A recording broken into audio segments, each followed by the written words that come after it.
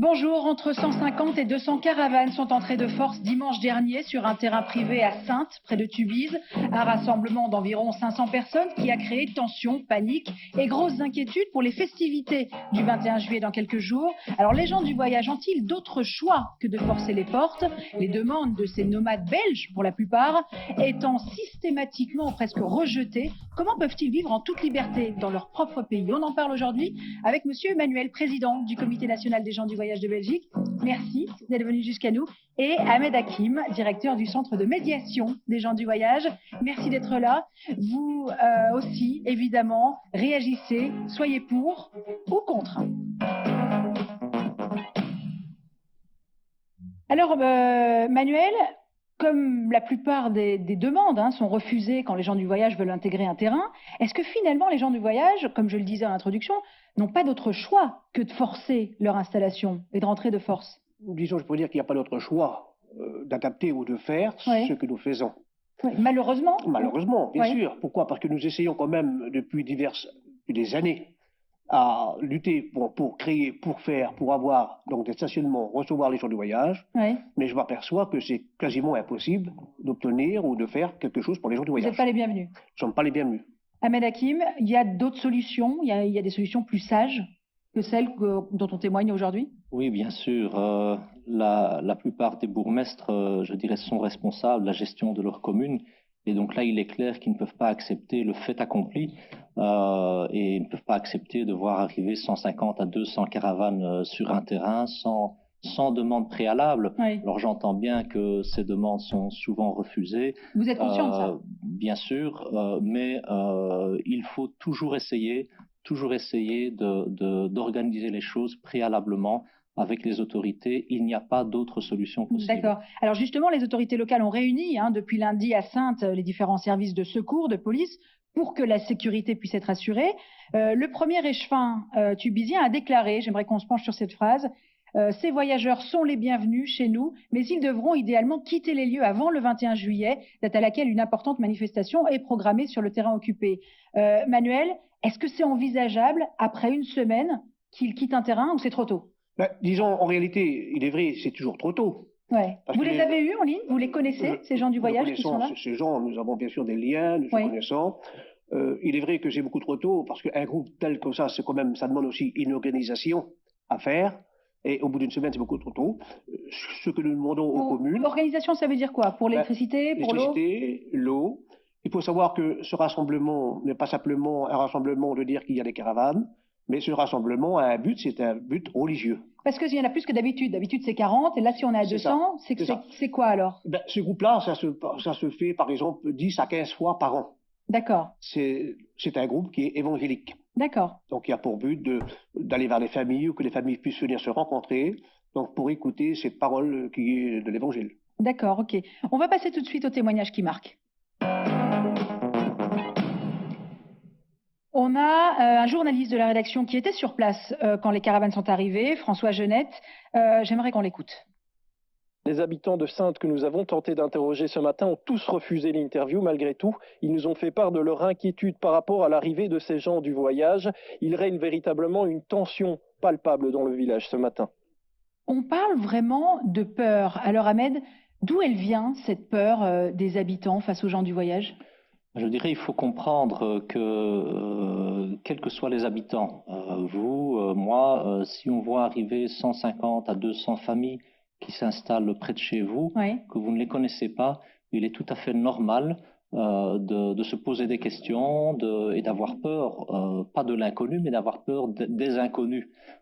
Et ce, d'autant plus lorsque, comme nous le disions tantôt, ils ne préviennent pas de leur arrivée et les autorités n'organisent pas la chose comme ça se fait pour n'importe quel autre événement. Donc cette peur est tout à fait compréhensible et je tiens ici par exemple à souligner aussi la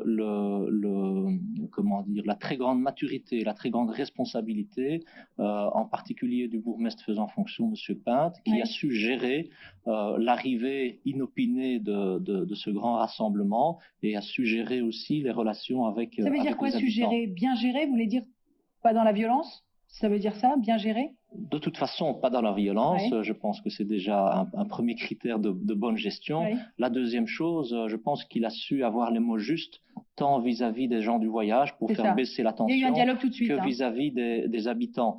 Mais il faut pouvoir comprendre ces tensions et pouvoir comprendre les peurs aussi des habitants. Manuel, quand Ahmed dit qu'on comprend les peurs, c'est normal qu'ils aient peur? Non. Ça vous étonne? Je m'étonne, je ne comprends pas dans un pays, quand même nous sommes au XXIe siècle. Oui. Les gens du voyage ont toujours été, a priori, dans notre territoire, en Belgique. Oui. Ce n'est pas un peuple nouveau. Et beaucoup sont belges, hein. Et beaucoup de ces belges. Moi-même qui vous parle, bon, j'ai ma grand-mère qui est décédée, qui avait 89 ans, oui. qui était de nationalité belge. D'accord. Bon, sa maman qui était de nationalité belge. Donc et bien d'autres, des milliers de familles, sont de nationalité belge à part entière.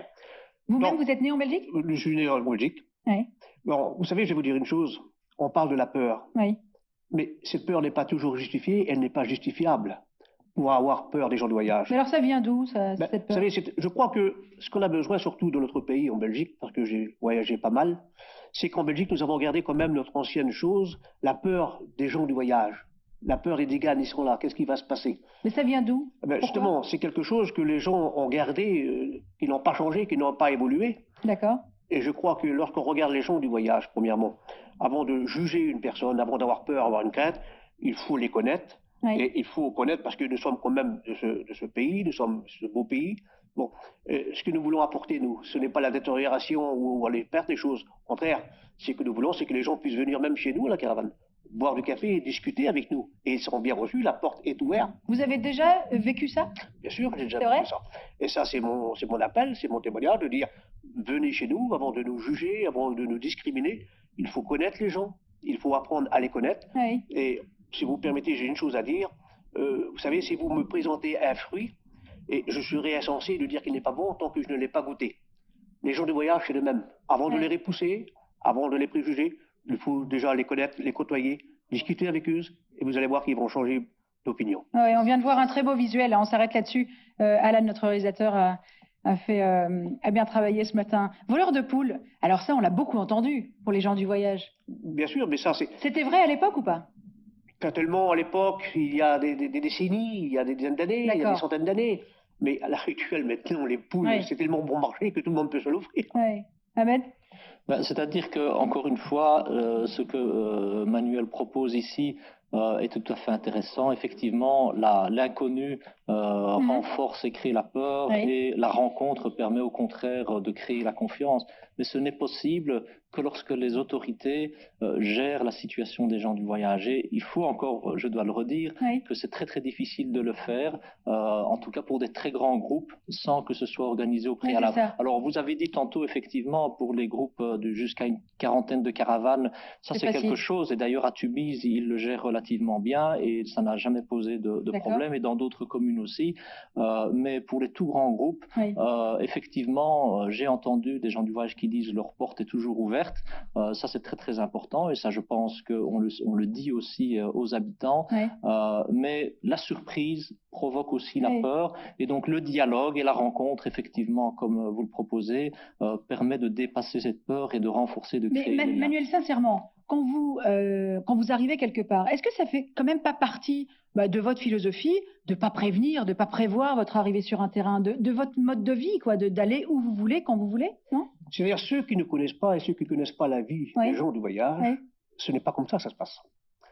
Lorsque nous voulons aller dans une commune, nous passons toujours par la médiation, donc des gens du voyage qui existent.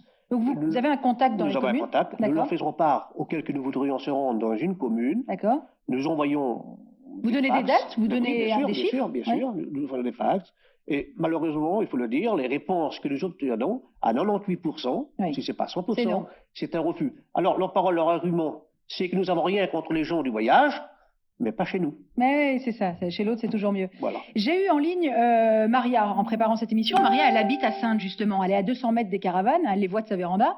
Elle m'a vraiment parlé, elle ne voulait pas témoigner en direct dans cette émission, elle m'a parlé vraiment de ce sentiment de peur dont on parlait tout à l'heure. Elle me parlait aussi du travail. Elle dit, ces gens, on a l'impression qu'ils ne travaillent pas, on les voit zoner toute la journée. Alors c'est vrai que ça aussi, c'est un cliché qu'on entend tout le temps. Ils roulent en voiture de sport, mais on a l'impression qu'ils ne travaillent pas. Est-ce que voilà, vous connaissez bien cette communauté. Qu'est-ce qu'on peut répondre à ces gens qui ont l'impression que ces gens volent plutôt que de travailler? Justement, ceux qui connaissent les gens du voyage, oui. et s'ils nous connaisseraient mieux, ils verraient que tous les gens du voyage, même les 200 caravanes qu'il y a là, ou même d'autres caravanes ailleurs, oui. ont un travail. Certains font les marchés, certains font la vente de voitures, certains ont des entreprises, entrepreneurs. Les gens du voyage travaillent et ne vivent pas de l'air ou du temps. Et comme vous pouvez le constater, chez nous, les gens du voyage ne vivent pas de la mendicité. Nous avons un travail qui nous est propre. Oui. Est-ce qu'il n'y a pas un peu un amalgame, justement, hein? Je reviens sur 3 populations différentes en Belgique qu'on amalgame justement constamment. Le peuple tzigane, qui est la première minorité ethnique en Europe, avec à peu près 10 millions de personnes. Les Roms, qui viennent d'Europe de l'Est et qui migrent chez nous. Et les gens du voyage, qui seraient 20 000 et qui vivent administrativement de façon nomade. Est-ce qu'on met un peu tout le monde dans le même sac? Est-ce que pour vous, tout le monde est dans le même sac ou pas? Disons, il est vrai qu'il y a 3 catégories de personnes, comme vous pouvez le dire. Bon, il y a les gens du voyage qui sont belges à part entière. Oui, c'est ça. Bon, je le répète et je le dis, les gens du voyage ne sont pas des immigrés, nous sommes d'ici, de notre pays. Priorité, si vous demandez à nous qui est notre roi, je ne peux pas dire autrement que c'est le roi des Belges. Il est notre roi, nous sommes ses sujets. Bon, il est vrai qu'il y a d'autres personnes qui viennent des pays d'extérieur, certainement, qui viennent trouver un meilleur avenir et une meilleure situation. Mais comme beaucoup d'autres groupes de personnes. Ce que je voudrais dire, c'est que les gens de voyage, où qu'ils soient, ne sont pas les bienvenus. D'accord. On va passer tout de suite à l'image qui fait mouche. Ahmed, j'aimerais votre réaction sur cette image qu'on va montrer maintenant.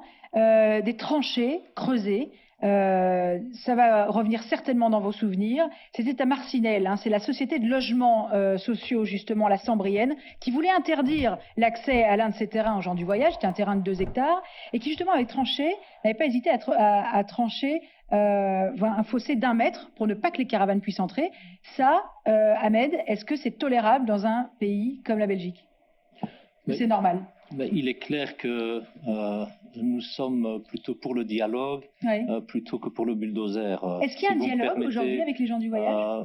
Je pense que ce qui se passe à Tubize actuellement montre que même dans des circonstances difficiles, même lorsqu'il y a la surprise de l'arrivée d'un très grand rassemblement, le dialogue est possible lorsque les services et les autorités font le nécessaire, ce qui est le cas ici. Je tiens aussi à dire que même si effectivement il y a encore beaucoup de choses à faire, il y a encore un long chemin à parcourir dans beaucoup de communes. Ça fait 10-15 ans que vos comités existent. Le centre de médiation existe. Nous pouvons constater aussi qu'il y a un nombre important de responsables communaux qui créent ce dialogue au jour le jour, vous avez avec des petits groupes, Manuel? essentiellement avec des petits groupes de 30-40 caravanes. En tout cas, il y a des exemples de quelques bourgmestres et quelques communes qui franchissent le pas et qui pratiquent ce dialogue au jour le jour. Ça se compte sur les doigts d'une main, les quelques communes ou les 2? Disons 2 mains, on va dire les choses comme ça. Vous êtes d'accord avec ça, Manuel, ou pas? Non, pas tout à fait. Vous l'avez vu par vous-même, et puis ça a été bien cité aujourd'hui. Est-ce qu'il y a une amélioration lorsqu'il y a des caravanes? En part, il y a des tranchées. Je n'appelle pas ça une amélioration, moi j'appelle ça une aggravation. Malgré les discussions des autorités que nous avons, malgré le contact que nous avons, cela n'apporte pas grand-chose dans les communes. Vous avez été expulsé déjà? Ça vous est déjà arrivé? Bien sûr. Et alors, ça fait quoi? Vous savez, lorsque nous sommes expulsés, lorsqu'il y a des enfants, lorsqu'il y a nos parents, lorsqu'il y a nos petits-enfants, regardez dans la manière que nous sommes chassés, expulsés, croyez-moi, ça fait quelque chose au cœur, ça fait un baume au cœur. Et il est vrai que parfois, il vient aussi dans notre vie à des points de révolte actuels aujourd'hui. Être pourchassé comme cela, être chassé comme ça, c'est inadmissible. Ça se passe comment concrètement? En général, c'est dans la nuit? Vous savez, il n'y a pas d'heure. Je prends l'exemple, je veux trouver un jour sur Bruxelles, peu importe. Il était 11 h du soir, on a dû quitter les lieux. L'emploi ferré de Chambre aussi, c'est pareil. Donc, ce qui est grave et inquiétant, c'est qu'il n'y a pas d'heure pour venir chez nous, frapper à notre porte, en disant il faut partir, vous avez tant de minutes ou tant d'heures pour quitter les lieux, pour quitter le territoire. D'accord. Il faut le dire aussi que parfois il y a des abus de pouvoir. Vous êtes déjà énervé face aux autorités? Bien sûr, bien sûr. Ça n'a pas toujours été le sens de bon contact, de bonne amélioration. Moi, ce que je demande, c'est que nos rencontres, nous avons nos réunions, nous avons nos discussions. Mais oui, ça en est où justement, Ahmed? Ces discussions, en 15 ans, est-ce que ça a bougé?